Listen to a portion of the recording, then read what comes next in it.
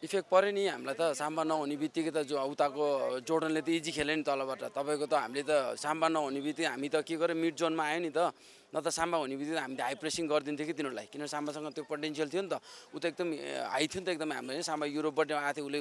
finishing गर्ने स्टाइलहरू एकदम change थियो नि त त्यो साम्बा नहुने त्यो उनले के गर्यो हामी अगाडि बढ्न सकेन के हामीले जुन स्ट्राटेजी गरेको त सक्सेस त भयो भन त तर हामी साम्बा भएको भए चाहिँ अझै हामीले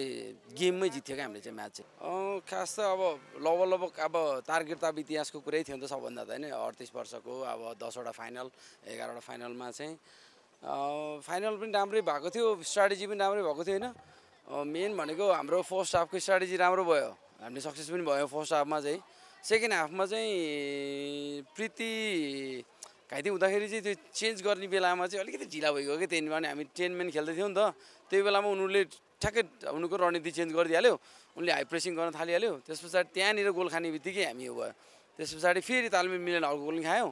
हतासिएनौँ हामी चाहिँ तर पनि त्यही पनि हामीले चाहिँ अनि फेरि प्लेयर्स हालेर चाहिँ अलिक कमब्याक गर्ने तरिकाले हाई प्रेसिङै गरौँ अब माथि जाउँ अब किन हारे त सकेन म्याच भनेर गएको फेरि कमब्याक भयो पेनाल्टी सुटआउट भनेको त अब भाग्य कुरा भयो त्यो चाहिँ सब्स्टिट्युट भन्दा नि एन्जिलाले के भन्यो भने फेरि एकदम कन्फिडेन्ट देखाइदियो कि म सक्छु भनेपछि किन चेन्ज गर्ने भन्ने कुरा भइगयो कि उसले फेरि फर्स्ट त्योभन्दा अघिल्लो दिनको थियो नि त हाम्रो ट्रेनिङ सेसन त्यतिखेर होल उसमा चाहिँ मैले एन्जिलाले पेनाल्टी गरिरहेको थिएँ नि त हामीले पेनाल्टी मलाई त कस्तो भयो 90 मिनट्सको मात्रै गेम होइन अनि स्योर पेनाल्टी जान्छ भन्ने जस्तो मलाई भयो कि मलाई जोर्डनको के यो ऱ्याङ्कको मतलब भएन कि मलाई चाहिँ मेरो टिमसँग बिलिभ भयो नि त मलाई अनि मैले चाहिँ 100% मैले चाहिँ कि जित्छु कि चाहिँ मैले चाहिँ टाइब्रेकर चाहिँ स्योर जान्छ कि गोललेस हुन्छ कि चाहिँ हामी लिड गर्छौँ भन्ने भयो अनि एन्जिलाले पनि फेरि ठ्याक्कै पेनाल्टीमा चाहिँ राम्रै गरिरहेको थिएँ कि अनि उसले नि गेममा नि होइन म कन्फिडेन्स छु भन्यो अनि त्यस पछाडि कोचसँग त्यस्तो भन्यो मैले कोचसँग चाहिँ एसटेनसँग चाहिँ एकचोटि पेनाल्टीको लागि कुरा गर्दा तिमीहरू यहाँ अब रस एकदम होइन अब 2-1ले उसले लिड गरिरहेको छ भन्दाखेरि चाहिँ हामीले त्यो माहौलमा चाहिँ चेन्ज गर्ने उनी आएन क्या आइडिया हुनु तर राम्रो थियो हाम्रो त टिम मैले सुरुबाट जस्तो कि हामी सिरियासँग खेल्यौँ नि सिरियासँग खेल्दाखेरि अलिकति तालमेल मिलेन त्यस पछाडि इराकसँग खेल्दा राम्रो भयो होइन अनि त्यस पछाडि हामी प्यालेस्टाइनसँग खेल्दाखेरि चाहिँ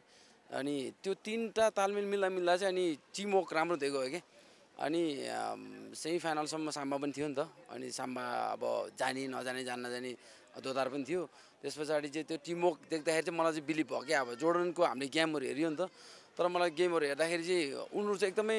के भन्दाखेरि स्मुथली जाने कि जे कुरामा नि रस नजाने कि अनि त्यो गर्दाखेरि मैले यसो सोचेँ यसलाई मैले मिड ब्लक मात्रै गरेँ भने चाहिँ हामीले सक्सेस हुन्छौँ भन्ने सोच आयो कि मेरो चाहिँ मैले मिड ब्लकमै गएँ कि मैले अघिल्लो दिनमा ट्रेनिङमा पनि सबैलाई त्योभन्दा अघिल्लो दिनमा लेबनानसँग खेल्दा लेबनानले हामीलाई अलिकति बोल पोजिसनमा राख्यो त्यसै मैले अनि यसो सोचेँ मैले अब चाहिँ चेन्ज गर्नुपर्छ यिनीहरूलाई चाहिँ भनेर अघिल्लो दिनमा मैले मिड ब्लकमा गयो भने तिनीहरूले चाहिँ एयरबल खेल्छ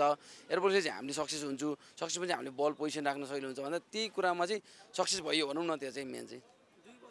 मैले त एफएबाट त एक्सपेक्ट गर्ने कुरा त अब उनीहरूले प्लान ल्यायो भने चाहिँ राम्रो होइन मैले त उहाँहरूले बारम्बार भनेको हरेकचोटि भन्छु कि मैले दीर्घकालीन योजना बनाऊ पूर्वाधार बनाऊ अब हामी यहाँ सबभन्दा एउटा चाहिँ के भने टर्फमा गयो नि त हामी यहाँबाट होइन आर्टिफिसियलमा खेलेर गयो हामी वहाँ जाने बित्तिकै त ट्रेनिङ ग्राउन्डै म्याच ग्राउन्ड हो कि ट्रेनिङ ग्राउन्ड के होइन त्यो हामी त्यो जेताको के यस्तो ग्राउन्ड कि अनि सुरुमा हामीलाई ट्रेनिङभन्दा अगाडि पानी मजाले हालिदिने कि उनीहरूले के अनि हामी त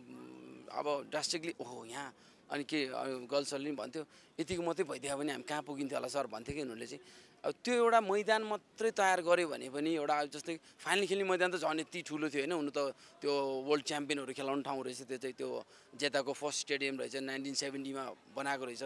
अनि त्यो बनाउँदाखेरि हामीले चाहिँ यो मात्रै एउटा स्टेडियम होइन कि हामीलाई एउटा मैदान के राम्रो मैदान के घाँसे मैदान जस्तै कि हामी यस्तो टुर्नामेन्ट खेल्न जाँदाखेरि त्यहाँ जुन हुन्छ त्यो मैदान मात्रै तयार गरिदियो भने पनि अरू त इन्फ्रास्ट्रक्चर त अरू फरक छ अर्को बाटो त मैदानै मात्रै एउटा बनाइदियो भने कहाँ पुग्थ्यो होला हाम्रो टोली भन्ने खेल्ने शैली त कति राम्रो छ नि त हाम्रो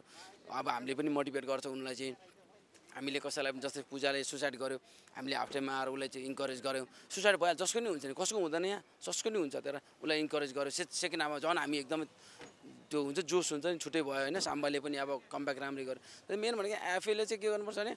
एउटा ग्राउन्ड चाहिँ राम्रो ग्राउन्ड चाहिँ स्नेटा चाहिँ खेल्ने हो भने अब यो टर्फमा सिकाएर उहाँ लगेर गर्दाखेरि हाम्रो पृथ्वी घाइते हुनु कारण त्यही हो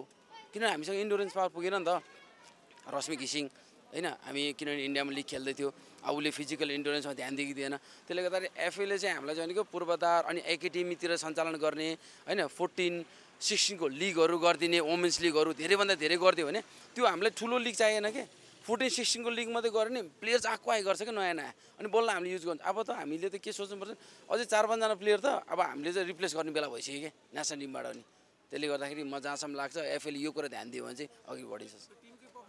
तपाईँको त्यो एउटा त यो फाइनल खेल्ने झन् सेमी फाइनल फाइनल त हामीलाई चाहिँ पहिला चाहिँ यतापट्टि के अरे ग्रुप स्टेज थियो नि त ग्रुप स्टेज खेल्ने बेलामा चाहिँ त्यस्तो मैदान त्यस्तो थिएन होइन ठिकैको थियो हाम्रो यहाँको रङ्गशाला जस्तो थियो होइन तर एकैचोटि यतापट्टि सेमी फाइनल फाइनल खेलाउने मैदान हेर्दा त तपाईँको यति युज होइन तपाईँको ग्राउन्डको ऊ पनि ठुलो त्यस स्टेडियम पनि ठुलो होइन अनि त्यस पछाडि ग्रास यति बाक्लो के त्यो हाम्रो त स्टोर चाहिने ठाउँमा हामीसँग स्टोर थिएन हाम्रो प्लेयर जसँग फेरि अब स्टोर पनि बिचरा अब कताबाट लग्ने त्यो हाम्रो सोच पनि आएन कि हामी खेल्न जाने कहाँ भन्दा पहिला हेर्दा त डेजर्टको छेउ जस्तो देखेको थियो हामीले त डेजर्टको छेउमा रहेछ स्टेडियम पनि ठुलो देखियो तर त्यहाँ वर्ल्ड च्याम्पियनसिप गर्ने स्टेडियम तर त्यसको छेउमा चाहिँ एउटा सानो स्टेडियम रहेछ कि